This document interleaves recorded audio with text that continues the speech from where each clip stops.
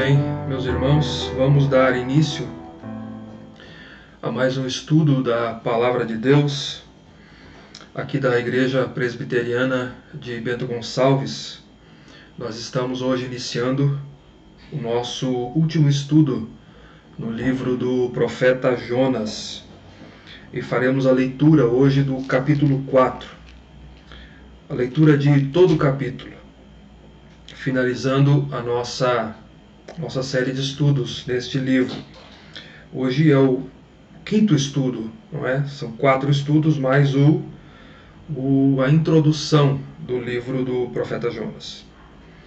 Eu gostaria já de agradecer aqui aos irmãos. Nós estamos aqui pela plataforma do Google Meet com a Igreja Presbiteriana aqui, mas também saudar aqueles que nos acompanham e têm nos acompanhado pela internet, pelo nosso canal do YouTube. Irmãos, que a graça e a paz do Senhor Jesus seja com todos. Ainda na nossa versão, utilizando a Almeida Revista e Atualizada, nós faremos a leitura do texto. Abra aí, por favor, a Palavra de Deus.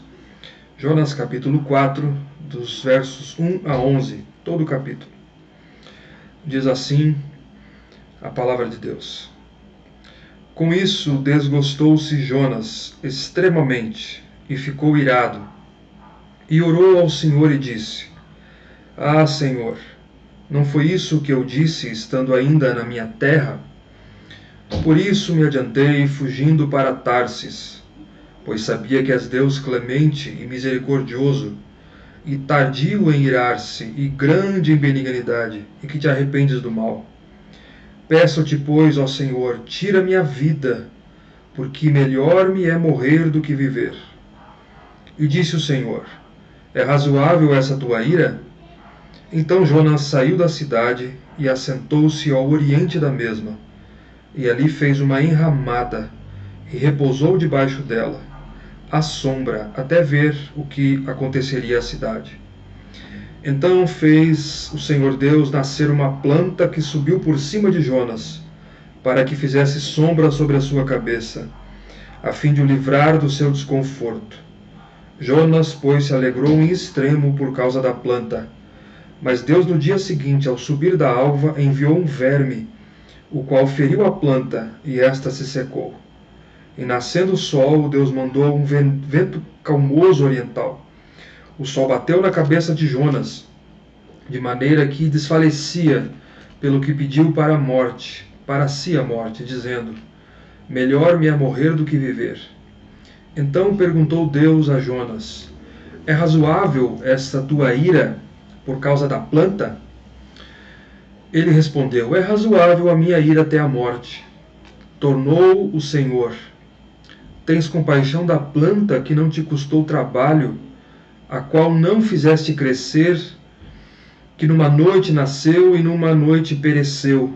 E não hei de eu ter compaixão da grande cidade de Nínive, em que há mais de 120.000 pessoas que não sabem discernir entre a mão direita e a mão esquerda, e também muitos animais? Até aqui finaliza a leitura do livro de Jonas.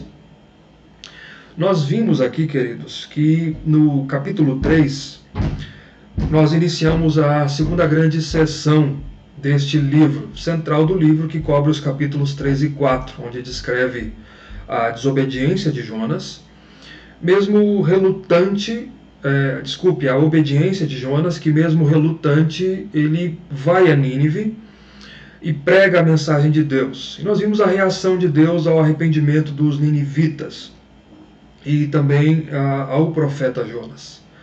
Lembrem que nós dividimos aqui em esta seção dos capítulos 3 e 4 em 8 pequenas partes. No capítulo 3 nós vimos as 4 primeiras partes dessa divisão. E hoje nós veremos as 4 outras partes em que nós dividimos então esses capítulos. No capítulo 3 nós vimos Jonas então recebendo esse novo chamado para ir a Nínive, nos versos 1 e 2. Dê uma olhada aí novamente. Depois, nos versos 3 e 4, Jonas obedecendo ao chamado de Deus e indo a Nínive pregar a mensagem. Depois dos versos 5 a 9, nós vimos o arrependimento dos ninivitas e a resposta de Deus com compaixão ao arrependimento dos ninivitas, Deus suspendendo o juízo. Nós vimos aqui o registro do que aconteceu. Os ninivitas creram em Deus e proclamaram um grande jejum, se vestiram de pano de saco, desde o maior até o menor. E a notícia havia chegado ao rei de Nínive, e ele se levantou do seu trono, ele tirou de si as vestes reais e fez a mesma coisa, cobriu-se de pano de saco, assentou-se sobre cinzas, e ele promulga um decreto. Um decreto, que está no verso 7, que homens e mulheres, e animais e bois e ovelhas promovessem, fizessem um grande jejum na cidade, e que não fossem levados ao pasto o gado, nem bebessem água, mas que lhe fossem cobertos de pano de saco, tanto homens como animais, e que clamassem fortemente a Deus por arrependimento, e se convertessem cada um dos seus maus caminhos e da violência que havia nas mãos deles. E encerra no verso 9, quem sabe se voltará a Deus e se arrependerá e se apartará do furor da ira, de sorte que não pereçamos. Então, houve um grande arrependimento na cidade de Nínive, houve um grande arrependimento e Deus suspendeu o juízo de sobre a cidade, desde os cidadãos, do menor ao maior, até o rei que promulga esse decreto oficial para a cidade. No capítulo 4, aqui, vai registrar a oração de Jonas e a resposta de Deus a ele, ao próprio Jonas. Ele registra o descontentamento, o lamento e a ira de Jonas com relação ao arrependimento dos ninivitas e também o perdão de Deus para com os ninivitas. Como Deus irá responder a esta reação de Jonas aqui? É isso que esse capítulo vai registrar. Esse é o ponto de estudo desta noite. Ele registra o que havia no coração de Jonas de fato e a lição que Deus vai dar, vai dar ao seu profeta, a Jonas. O capítulo mostra o contínuo repúdio de Jonas para com a cidade de Nínive e o seu desgosto com a conversão dela, com a misericórdia de Deus que se estendeu à cidade. Nós veremos aqui que o mesmo profeta que pouco tempo antes, no capítulo 2, ele havia sido poupado do juízo de Deus e com quem Deus usou de misericórdia, de compaixão, enviando um grande peixe para o livrar do afogamento, agora não consegue reconhecer isso. Não conseguiu reconhecer a misericórdia de Deus e agir da mesma maneira, nesse sentido, de mostrar compaixão para com os ninivitas, como Deus havia feito com ele. Quando os ninivitas se arrependem e Deus perdoa os pecados deles e suspende o seu juízo, Jonas fica extremamente descontente com essa ação de Deus, com o arrependimento dos ninivitas, e ele fica irado, diz o texto, pelo que Deus fez. E Deus irá tratá-lo quanto a isso. Então, esse é o ponto dessa noite. Registra a ira de Jonas, o descontentamento com a conversão dos ninivitas e a lição que Deus vai dar ao profeta Jonas. Talvez um texto que explique isso melhor, eu queria que vocês abrissem a Bíblia aí, por favor. Abram em Mateus capítulo 18. Mateus capítulo 18, dos versos 23 a 34. Registra uma parábola de Jesus que explica exatamente aqui o ponto do estudo de hoje. Mateus capítulo 18, versos 23 a 34. Que é a parábola do credor incompassivo. Ela explica muito bem aqui. Diz assim: por isso o reino dos céus é semelhante a um rei. Tem alguns irmãos aqui procurando ainda, nós aguardamos um pouquinho. Isso. Podemos ler então, verso 23 do capítulo 18 de Mateus. O reino dos céus é semelhante a um rei que resolveu ajustar contas com seus servos. E passando a fazê-lo, trouxeram-lhe um que lhe devia 10.000 talentos. Não tendo ele, porém, com que pagar, ordenou o Senhor que fosse vendido ele, a mulher e os filhos e tudo quanto possuía, e que a dívida fosse paga. Então aqui está claro. Havia um rei e que havia um servo que devia uma certa quantia, uma quantia muito alta a um rei. E, não tendo com que pagar, o rei ordenou que ele fosse vendido, a sua família todinha, e tudo quanto ele possuía, até que a dívida fosse paga. Mas o servo se prostrou reverentemente e rogou misericórdia ao rei, e disse: sê paciente para comigo, e tudo te pagarei. E o senhor daquele servo, compadecendo-se, mandou-o embora e perdoou-lhe a dívida. Saindo, porém, aquele servo, encontrou um dos seus conservos que lhe devia 100 denários, uma quantia extremamente menor do que ele devia ao seu senhor. E agarrando-o, sufocava, dizendo: paga-me o que me deves. Então o seu conservo, caindo-lhe aos pés, lhe implorava: sê paciente comigo e te pagarei. Ele, entretanto, não quis. Antes, indo-se, o lançou na prisão até que saldasse a dívida. Ele agiu diferente. Ele, em vez de estender a misericórdia ao conservo, assim como o Senhor estendeu misericórdia a ele, ele não teve misericórdia, ele não perdoou a dívida. Antes ele lançou na prisão até que saldasse a dívida a esse conservo. Verso 31. Vendo os seus companheiros o que se havia passado, entristeceram-se muito e foram relatar ao seu senhor tudo o que acontecera. Então o senhor daquele servo, chamando-lhe, disse: servo malvado, perdoei-te aquela dívida toda porque me suplicaste. Não devias tu igualmente compadecer-te do teu conservo, como também eu me compadeci de ti? E, indignando-se, o seu senhor entregou aos verdugos, até que lhe pagasse toda a dívida. Assim também meu Pai Celeste fará, disse Jesus, se do íntimo não perdoares cada um ao seu irmão. Ele deveria agir com misericórdia, este servo, assim como para com o conservo, assim como o Senhor agiu com misericórdia com ele, mas ele não teve misericórdia. É o que expressa aqui exatamente esse capítulo 4 de Jonas. Deus agiu com misericórdia para com ele, e ele fica irado quando Deus age com misericórdia para com os ninivitas. Deus vai trazer uma lição a Jonas aqui, que ele precisa. Deus quer tratar o seu coração duro e vai ensiná-lo a demonstrar misericórdia, a ser misericordioso, como Deus é misericordioso. Aqui no capítulo 4, dos versos 1 a 3, Jonas ora a Deus, descontente e irado com a misericórdia e o perdão de Deus para com os ninivitas. E Jonas chega a desejar morte. Nós veremos isso. Depois, no verso 4, nós veremos que Deus questiona o profeta. Deus vai questionar Jonas da ira dele, se é razoável a ira dele. E no verso 5, nós veremos a reação de Jonas, que é a terceira parte. Jonas não responde, ele sai desanimado da cidade e ele constrói uma pequena cabana.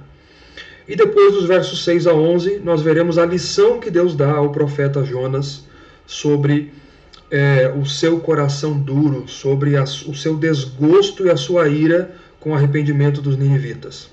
Vamos na primeira parte, então, acompanhe aí.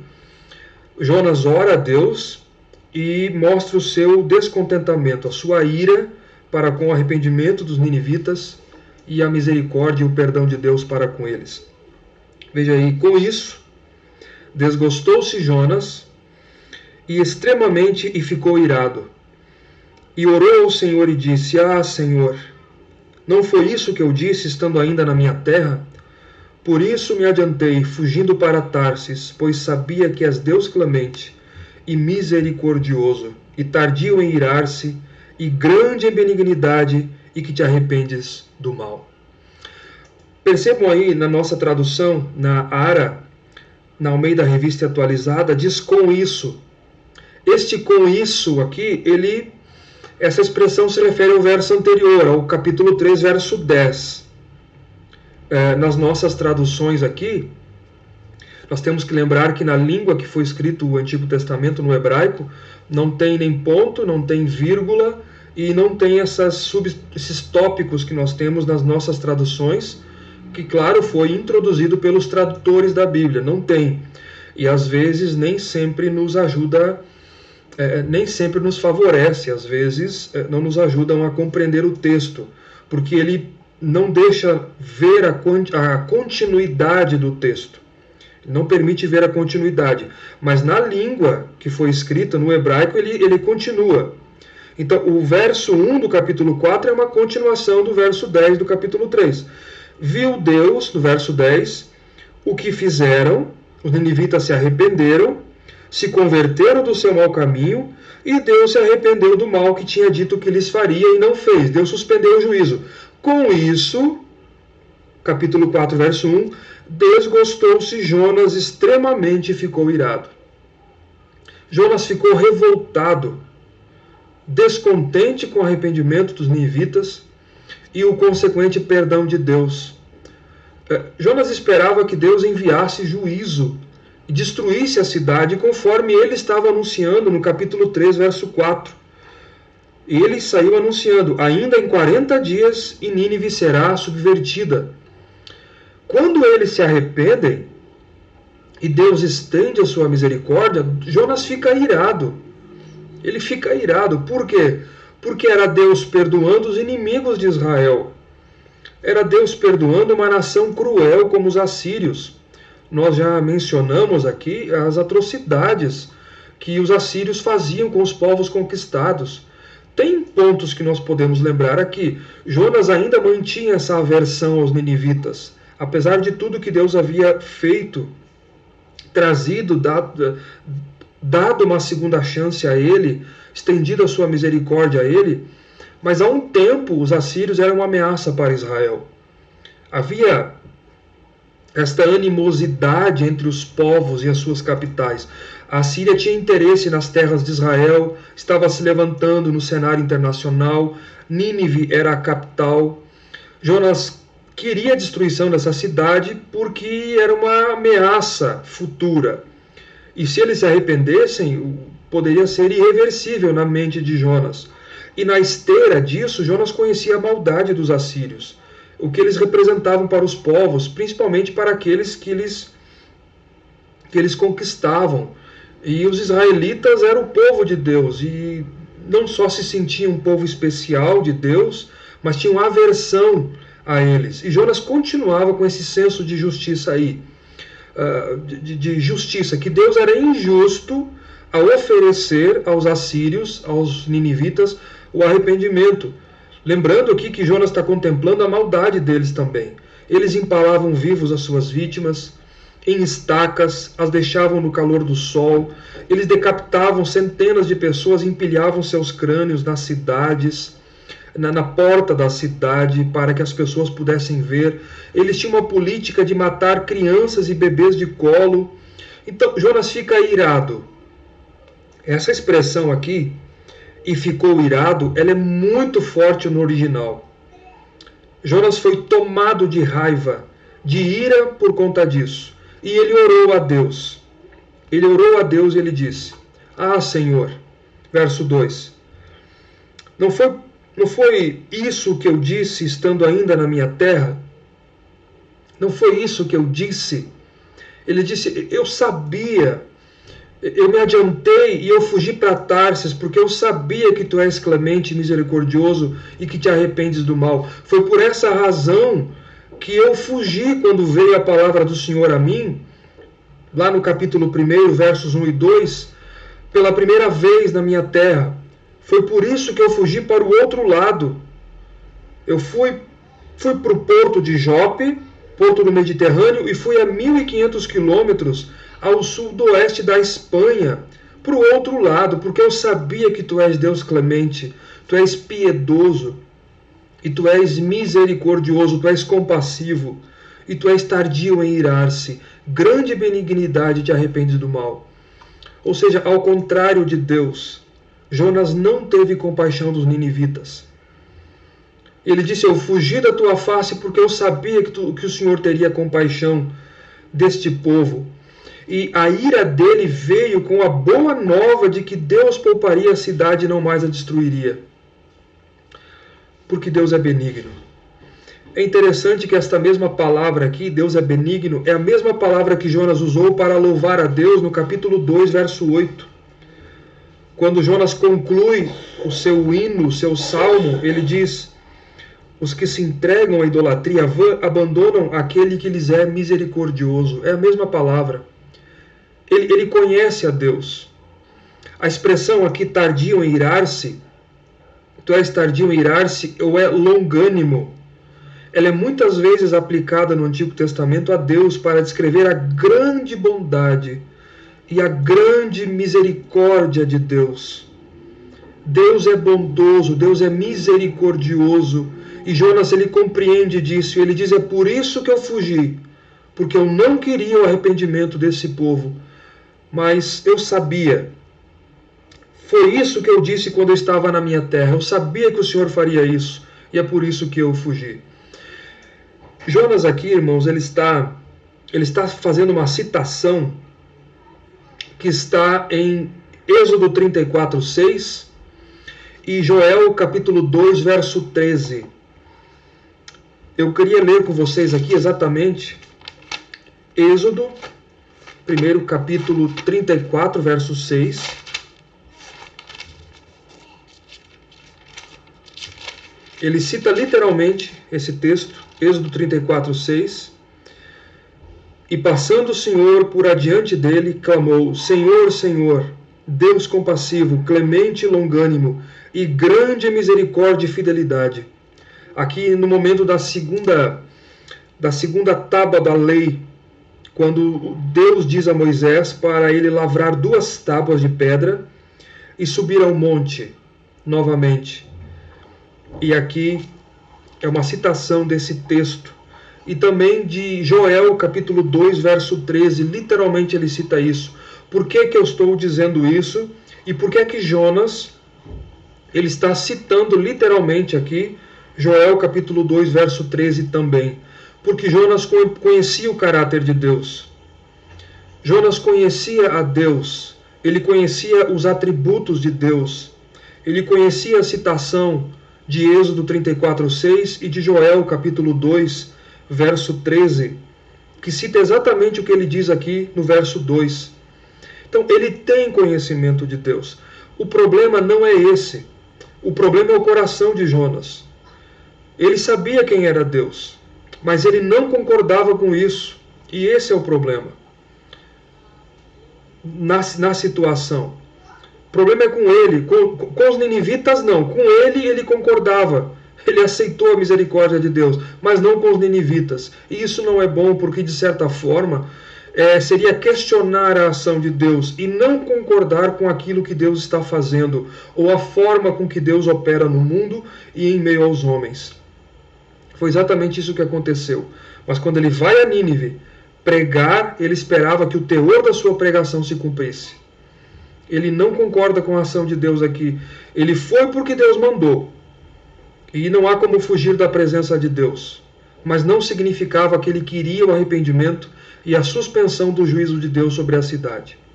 E segundo, aqui mais uma vez nos mostra, queridos, que para salvar pessoas não depende das motivações de pregadores. Nós devemos ter motivações corretas de querer a salvação de pessoas. Salvação do ímpio, seja ele quem for. Mas para salvar não depende do coração do pregador ou da capacidade do pregador. Mas o que salva é a palavra de Deus. É o poder da palavra operando.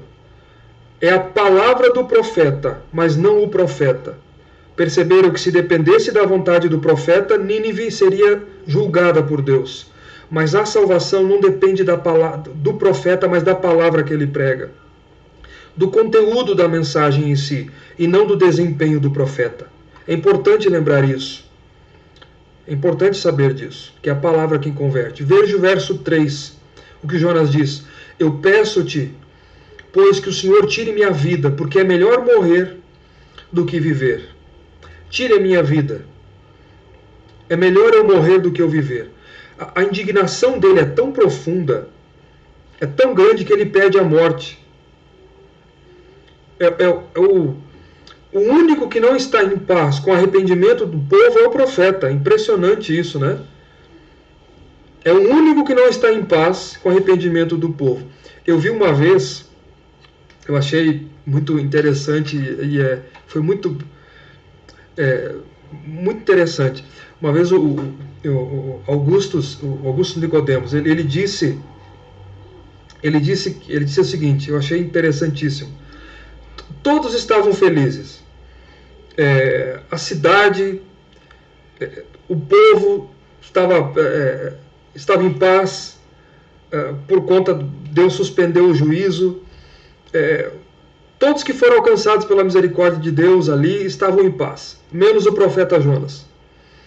É o único pregador que não fica feliz com o alcance da sua mensagem, de ver pessoas, uma cidade inteirinha, sendo se humilhando na presença de Deus, se arrependendo dos seus pecados na presença de Deus. É o único pregador que não fica feliz com isso, foi Jonas. É impressionante. Eu achei interessantíssimo isso, porque é uma verdade. Parece contraditório. Mas percebam, alguns dias antes, Jonas estava gritando por socorro para que Deus o salvasse da morte, quando ele estava caindo nas profundezas do oceano, do mar. E ele é alvo da misericórdia de Deus. Agora ele está irado porque Deus poupa da destruição a cidade e estende a sua misericórdia a pecadores arrependidos, e ele pede a morte. Antes ele pede o socorro de Deus para que lhe desse vida, lhe salvasse da morte. Agora ele pede a morte porque um povo recebeu vida. Mas ele não foi o único na história bíblica aqui, queridos, que pediu a morte. Ele não foi o único que fez isso. Vamos ler aqui 1 Reis, capítulo 19, verso 4. 1 Reis, capítulo 19, verso 4. Abram a palavra de Deus aí.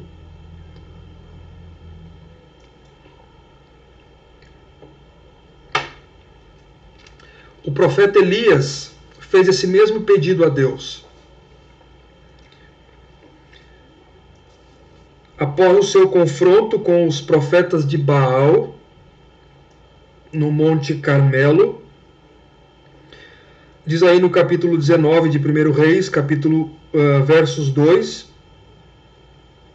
verso 1 e 2, que Acabe, que foi o 7º rei de Israel,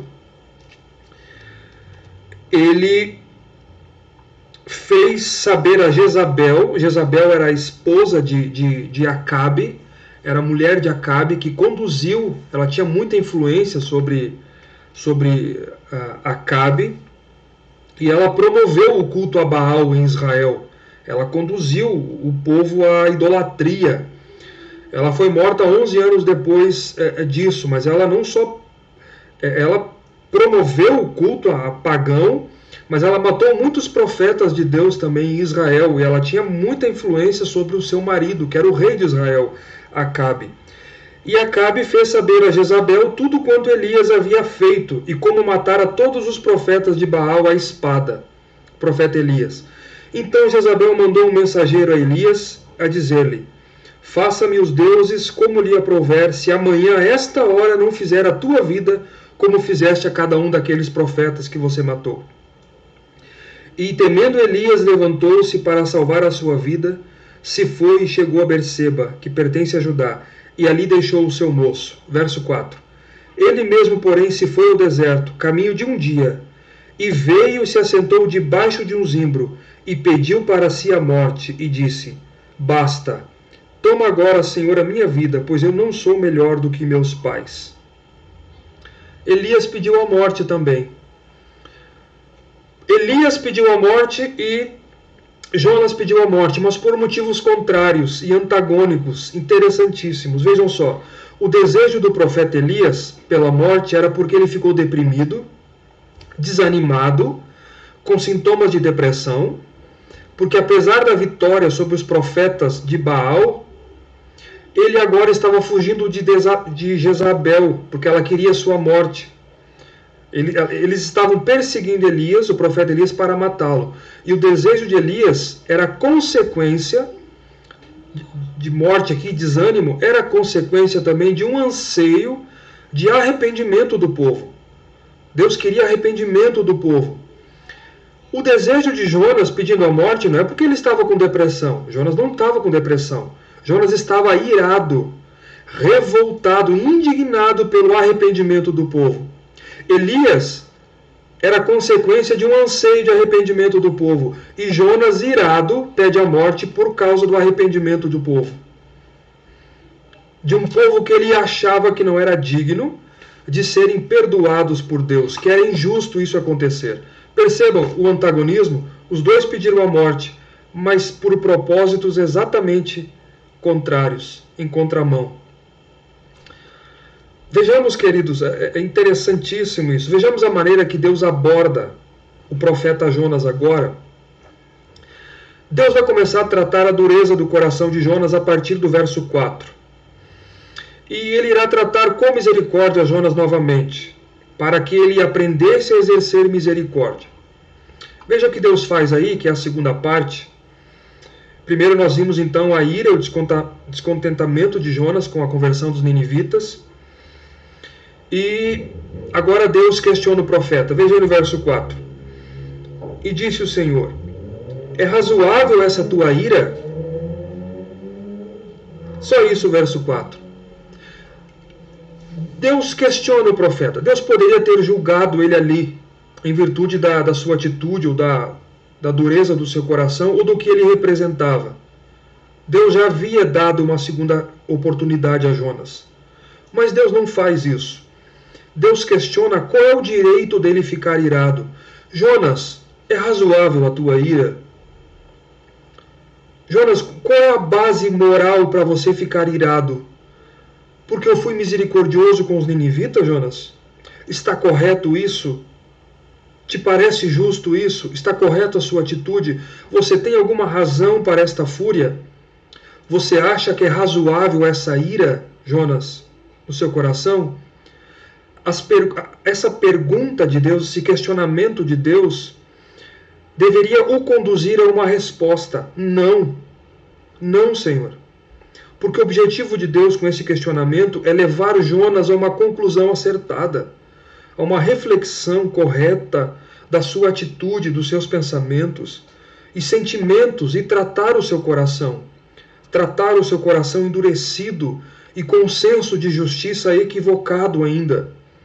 É razoável, Jonas, essa tua ira, porque eu suspendi o juízo sobre os ninivitas, porque eles se arrependeram e eu fui misericordioso? Reflita sobre isso. Às vezes, irmãos, nós temos que refletir sobre esses questionamentos de Deus em diversas questões. E eu já me peguei refletindo sobre isso diversas vezes. É razoável isso? É razoável pensarmos isso? Está correto? É justo fazermos isso? Quantas vezes diariamente me pego sozinho questionando isso? E Jonas não dá resposta. Deus questiona ele para levá-lo, para conduzi-lo a um arrependimento, a um raciocínio correto, acertado. E Jonas não dá resposta. Vejamos a reação de Jonas na terceira parte, que é o verso 5. Jonas sai desanimado da cidade e ele constrói uma pequena cabana. Está aí no verso 5. Diz assim: então Jonas saiu da cidade e assentou-se ao oriente da mesma. E ali fez uma enramada e repousou debaixo dela, à sombra, até ver o que aconteceria à cidade.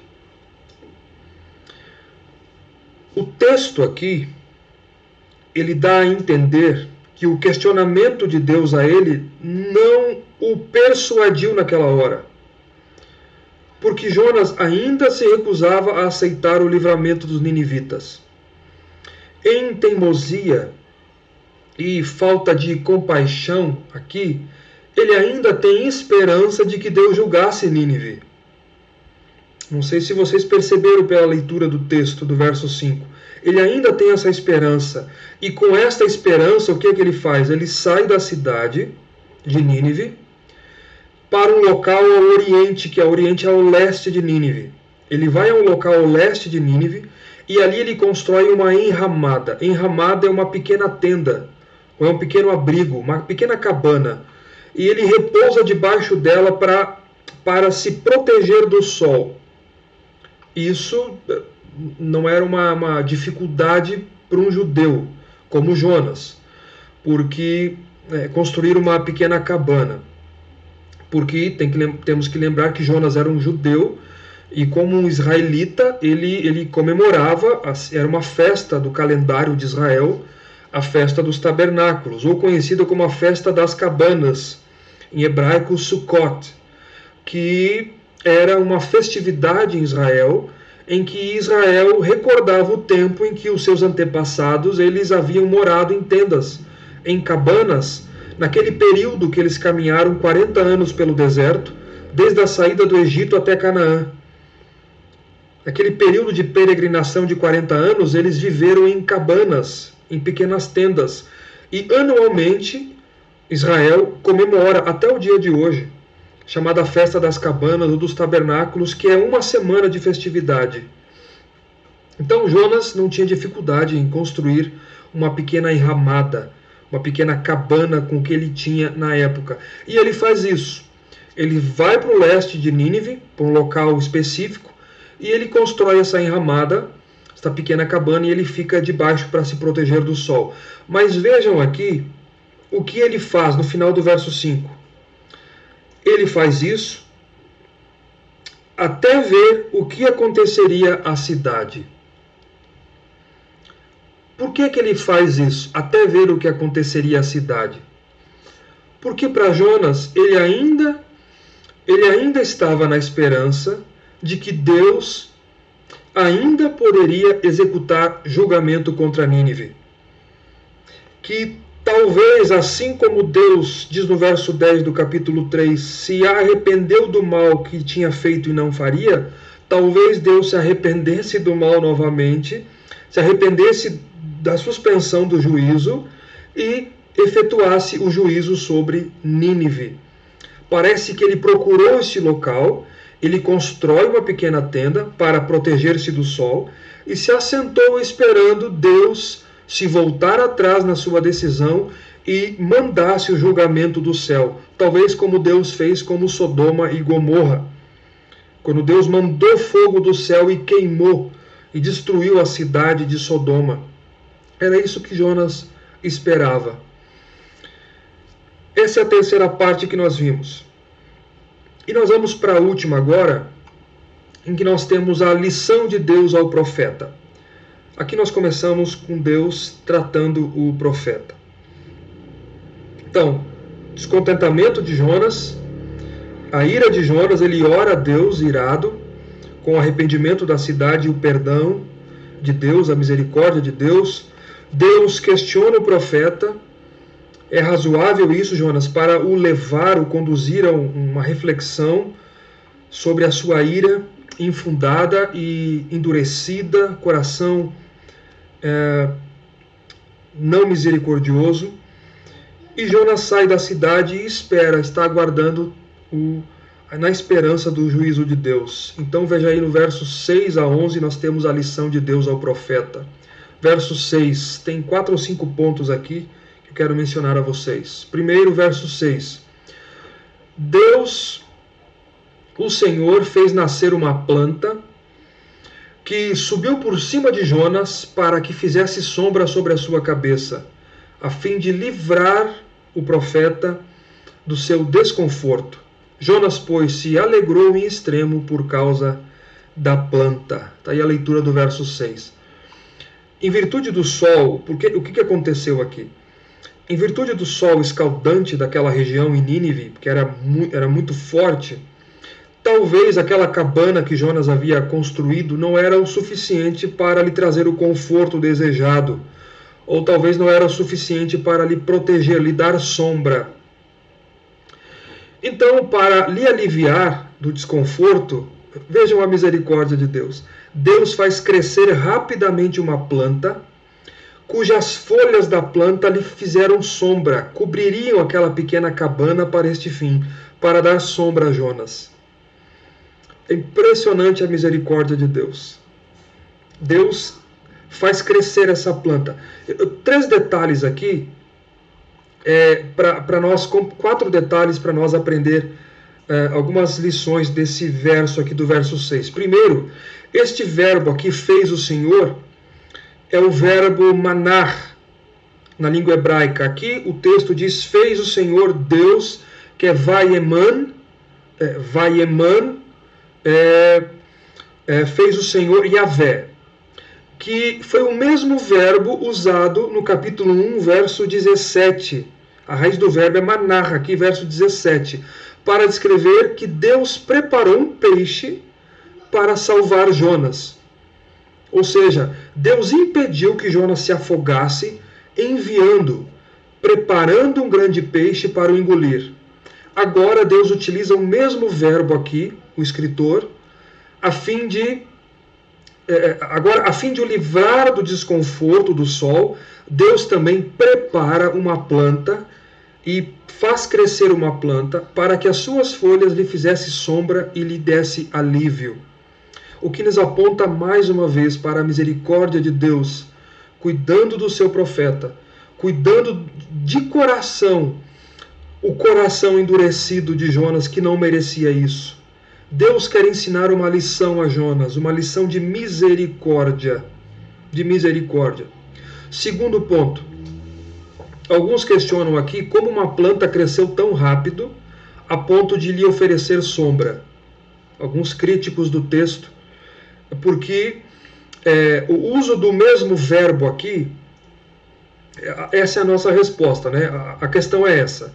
Como é que uma planta cresce na hora, no mesmo dia em que Jonas constrói uma pequena enramada, uma cabana, para cobrir e lhe fazer sombra? Os críticos do texto dizem, de que maneira é isso? Nós sabemos que uma planta, para crescer da semente até o seu estágio final, leva meses para que isso aconteça, talvez semanas.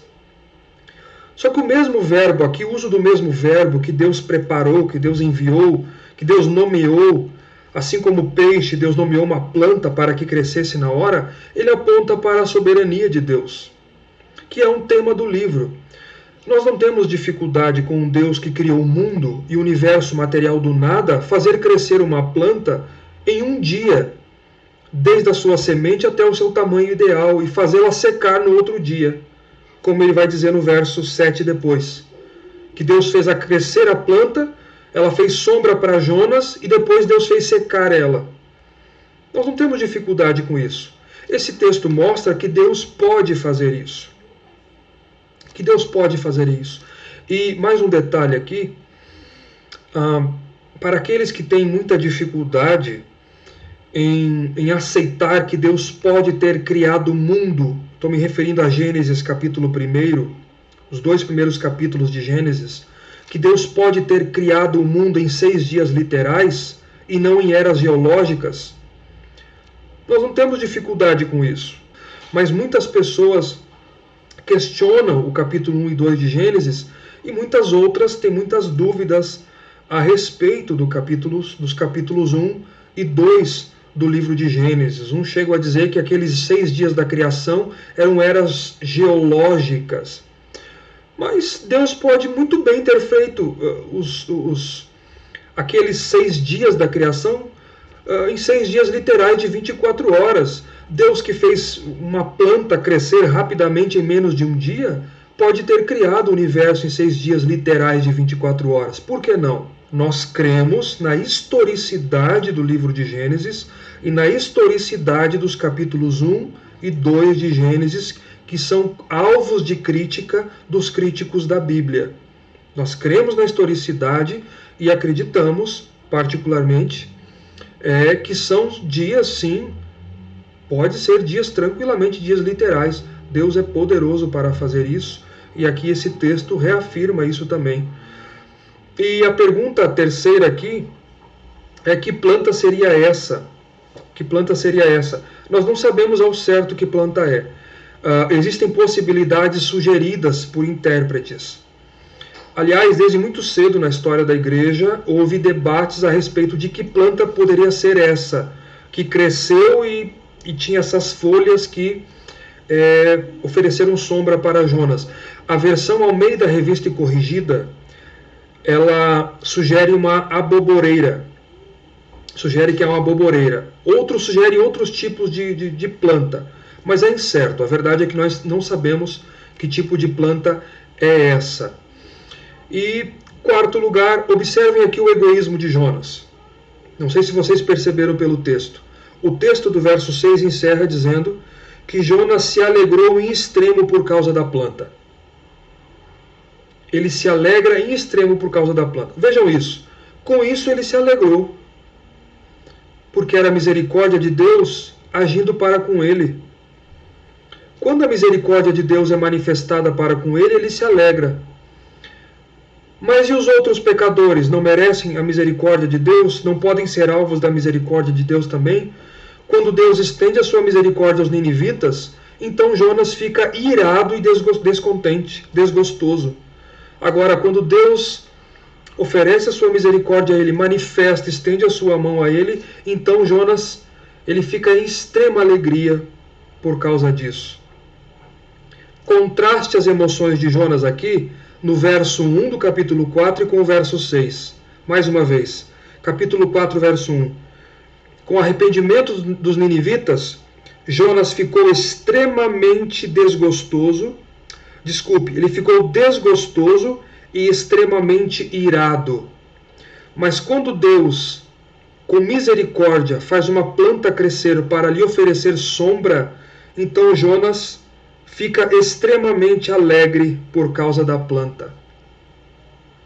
Infelizmente, queridos, este é o coração humano. E infelizmente não é somente o coração de Jonas. Nós precisamos examinar o nosso coração. Porque infelizmente isso não acontece só com o coração de Jonas. Alegrar-se quando somos alvos da misericórdia de Deus, mas nos indignar quando Deus estende a sua misericórdia àqueles a quem nós reputamos os piores pecadores. E pior, quando não nos colocamos como um dos tais. Às vezes o nosso coração é assim. Vejamos o que Deus fez no dia seguinte. Verso 7. Deus quer ensinar uma lição a Jonas, e Deus tem que tratar a dureza do seu coração e ensinar misericórdia a ele. Veja o que Deus faz. Segundo ponto, verso 7. Mas Deus, no dia seguinte, ao subir da alva, enviou um verme, o qual feriu a planta e esta se secou. É o mesmo verbo utilizado novamente aqui com a raiz do verbo manar, aqui no verso 7 com relação ao verme. Então perceba, o Deus que enviou, que mandou, aqui enviou um verme, o Deus que enviou um peixe, o Deus que preparou a planta e o Deus que enviou o verme é o mesmo verbo utilizado.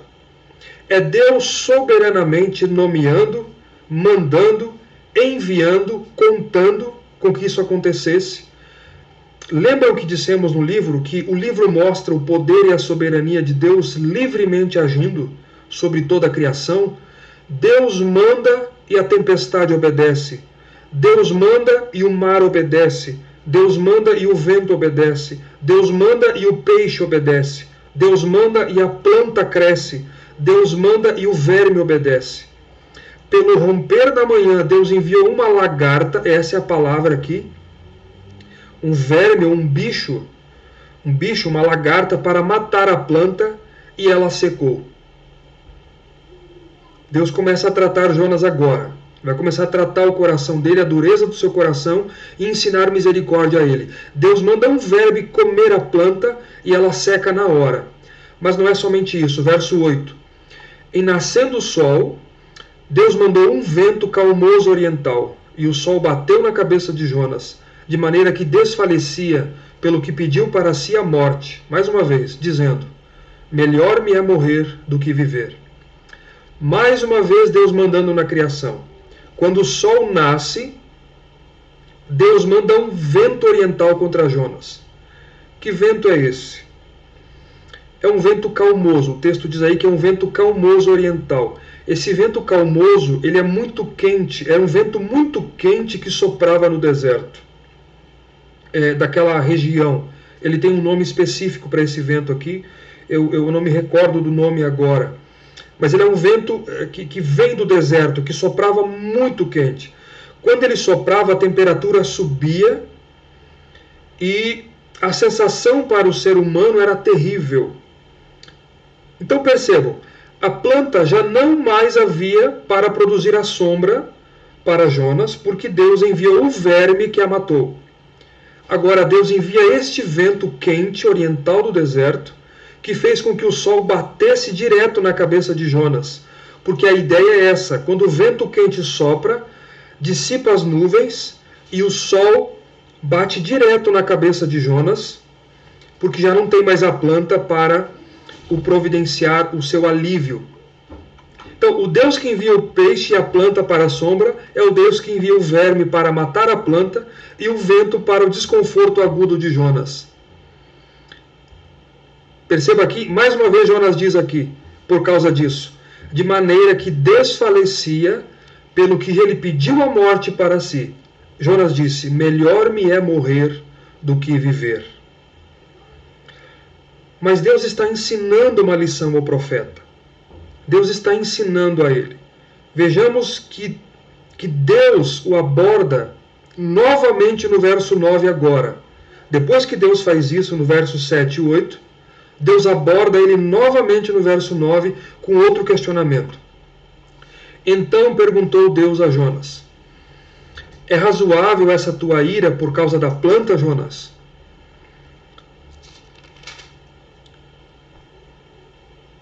Ele respondeu, é razoável a minha ira até a morte.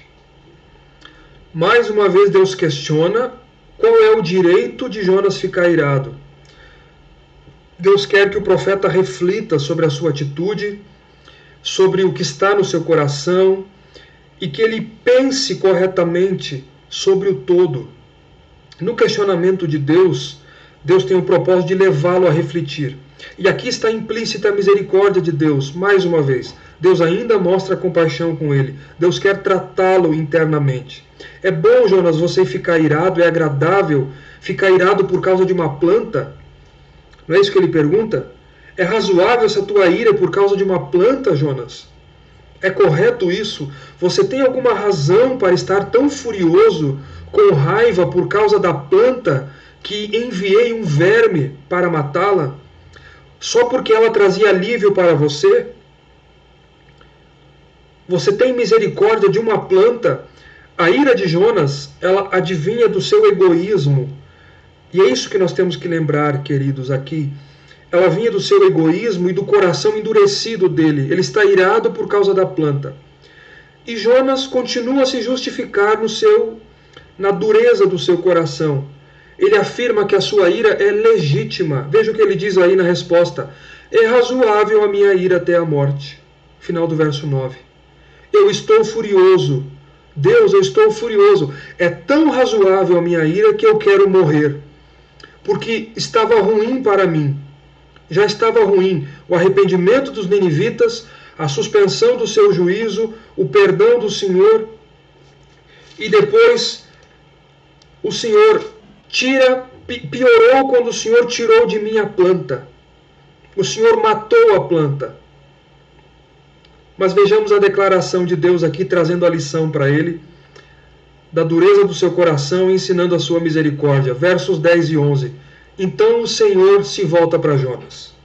Veja a resposta de Deus e como é que finda o livro. Jonas, tornou o Senhor, tens compaixão da planta que não te custou trabalho, a qual não fizeste crescer, que numa noite cresceu e numa noite cresceu e numa noite pereceu, e não hei de eu ter compaixão da grande cidade de Nínive, Jonas, em que há mais de 120.000 pessoas que não sabem discernir entre a mão direita e a mão esquerda, e também muitos animais? Você tem misericórdia, cuidado, pena É o que descreve a palavra aqui, compaixão. Tem compaixão de uma planta que o verme matou só porque ela estava lhe servindo, lhe promovendo sombra, lhe dando benefício. E você não tem misericórdia, cuidado, compaixão de uma cidade inteira, querendo a destruição dela, Jonas. Você tem misericórdia da planta porque lhe faz bem. Planta que não lhe custou trabalho, a qual não fizeste crescer, eu fiz crescer a planta. Que numa noite ela nasceu e numa noite ela pereceu. Você tem compaixão dela. Eu não hei de ter compaixão da grande cidade de Nínive, em que há mais de 120 mil pessoas que não sabem discernir entre a mão direita e a esquerda, e também os animais. Não terei compaixão eu de milhares de pessoas, Jonas, feitos à minha imagem e semelhança, e que carecem de misericórdia? Percebam, irmãos, aqui, que mais uma vez Deus se refere a Nínive como a grande cidade para dar ênfase na sua misericórdia. E Deus lista os motivos. Há mais de 120 mil pessoas. Lembremos aqui que provavelmente a referência a 120 mil pessoas refere-se a crianças, a bebês de colo. Eram muitas crianças, porque ele diz 120 mil pessoas que não sabem discernir entre a mão direita e a mão esquerda. A provável referência é a crianças, o que nos aponta que Nínive tinha em média de 500 mil habitantes, 500 mil de pessoas, e também muitos animais. Ou seja, a compaixão de Deus se manifestou às pessoas, às crianças, a bebês da cidade, mas também à sua criação, aos animais que ele criou. E Jonas, ele tem compaixão de uma planta. Não teria Deus dos seres humanos que criou e aos animais que são criação dele também? A palavra usada para descrever aqui o sentimento de Jonas para com a planta no verso 10 é a mesma utilizada para descrever o que Deus sentia por Nínive no verso 11, compaixão. Compaixão. Então, queridos, percebam que o capítulo 4, ele é esse diálogo entre Deus e Jonas, e o livro termina assim, com esta nota.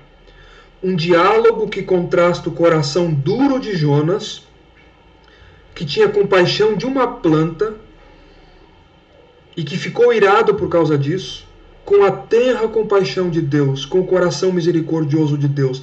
Há um contraste entre a dureza do coração de Jonas e o coração amoroso e bondoso de Deus. Porque a resposta que se esperava a essa pergunta aqui do verso 11, não hei de ter eu, Jonas, compaixão da grande cidade de Nínive, em que há mais de 120 mil pessoas que não sabem discernir entre a mão direita e a esquerda e também muitos animais? A resposta que se esperava era essa: sim, Senhor. O Senhor deve ter compaixão. E o seu povo, aqueles que têm uma aliança contigo, também deveria ter alegria em ver as tuas misericórdias estendidas aos pecadores.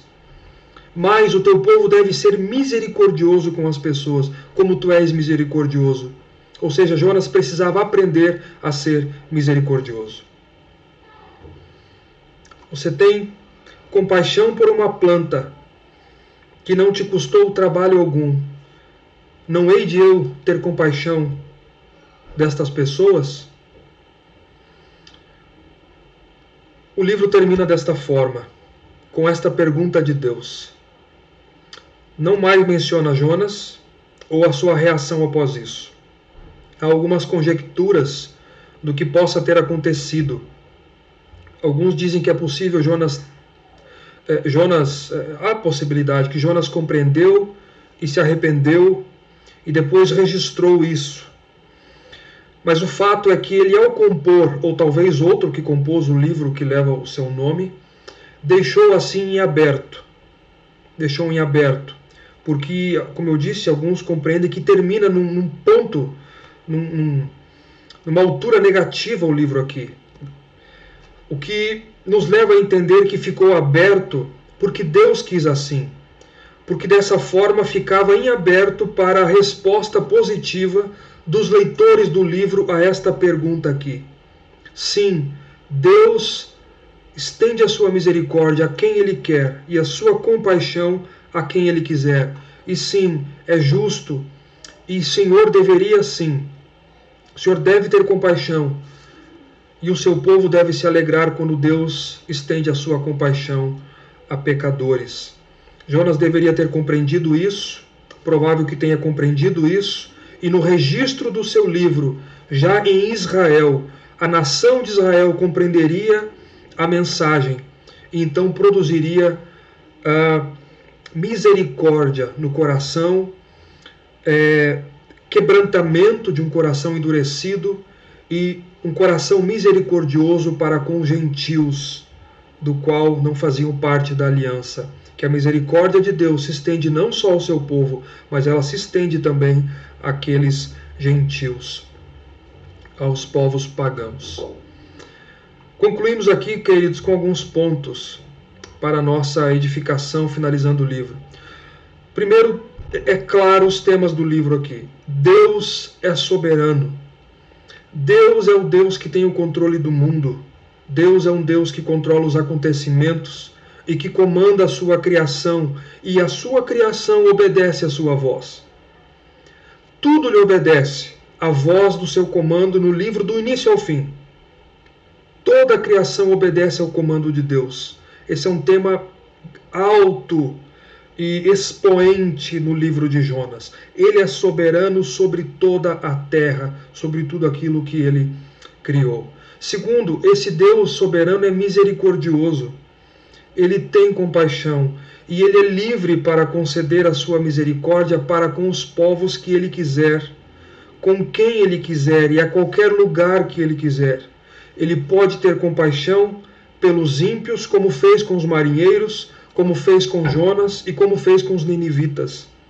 E nós devemos compreender isso, que a compaixão de Deus deve nos alegrar.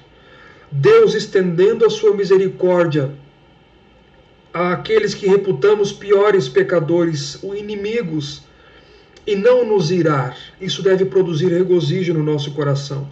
Deus questionou Jonas, e seria bom pensarmos nessa pergunta: é razoável essa ira? É razoável esse desgosto, descontentamento ou insatisfação quando Deus estende misericórdia àqueles com quem talvez não gostaríamos ou com quem nos fez algum mal?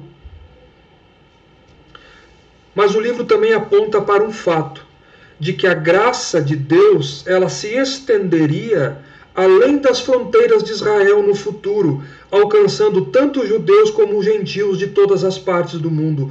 Era algo que iria acontecer mais à frente. A graça de Deus se estendendo para além de Israel, salvando tanto os judeus como os gentios, que seriam incluídos na aliança, e seriam incluídos no povo de Deus. Terceiro, Deus é o Senhor da terra, irmãos, e não somente do seu povo. Nós devemos lembrar, deve ficar claro isso aqui.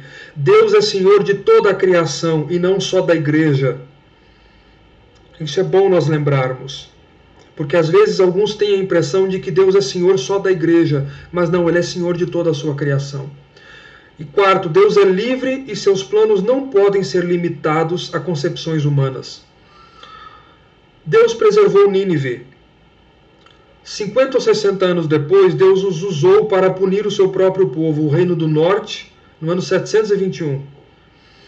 Deus agiu com propósitos. E um pouco depois disso, 100 anos depois, pouco mais, depois desse fato, Deus a julga por meio dos caldeus, dos babilônios. Ou seja, não limite os planos de Deus às suas concepções e às nossas concepções. Deus tem os seus planos e eles jamais podem ser frustrados. Deus age com propósitos nesse mundo e os planos dele haverão de acontecer. Por isso que Deus traz Jonas de volta ao ponto e ensina uma lição a ele. Ensina uma lição de misericórdia a ele. Às vezes tem a ideia de que as coisas acontecem ao acaso, de maneira aleatória. Não, Deus tem um plano e ele vai se cumprir. A história caminha para que esse plano se cumpra. E no final, o alvo é novo céu e nova terra, para aqueles que são de Deus e que o reconheceram como Senhor. Entenda que a graça de Deus Entenda a graça de Deus, melhor dizendo, e peça a Deus que Deus lhe use. Que Deus o use. Você que está nos acompanhando aqui pela internet, os irmãos que estão presentes aqui, vamos suplicar a Deus que Deus nos use para que o seu nome seja conhecido, para que você e eu possamos ser úteis nas mãos de Deus e pessoas venham conhecer a Deus, serem alcançadas por Deus, pela graça de Deus, por meio da sua pregação. Pessoas que talvez até o dia de hoje não suportam ouvir o termo igreja, ou cristãos, ou evangelho, mas que pela pregação do evangelho da graça elas possam ser alvos e livres da escravidão, do erro e da ignorância, do pecado, e se voltarem para Deus em arrependimento e humilhação, a ver se Deus concederá arrependimento. Peçamos isso a Deus, para que assim como Deus utilizou Jonas para ir pregar a mensagem a um povo que não era povo, para que Deus nos use em suas mãos, para que nós levemos o evangelho a pessoas que não conhecem a Deus, a nações, a povos de línguas, de todos os lugares. Que Deus nos use, queridos, nesse sentido, que nós cumpra o mandato de Deus de estender a sua misericórdia aos povos. E segundo, tenhamos misericórdia. O livro nos ensina isso.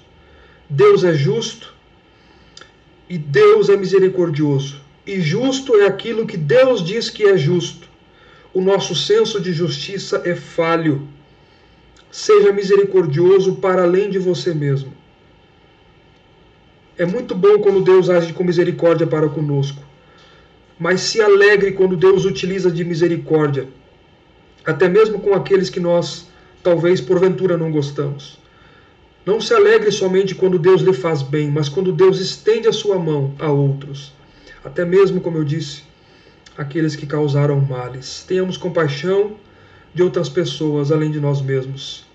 Nos regozijemos quando Deus alcança pecadores pela sua misericórdia. Isso deve produzir alegria no nosso coração, mas nunca ira, nunca desgosto ou descontentamento, mas alegria quando há perdão de pecados. Que Deus nos abençoe, queridos.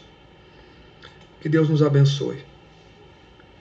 Nós vamos abrir agora para o momento de perguntas e respostas e nós estamos encerrando, então, o nosso estudo no livro do profeta Jonas.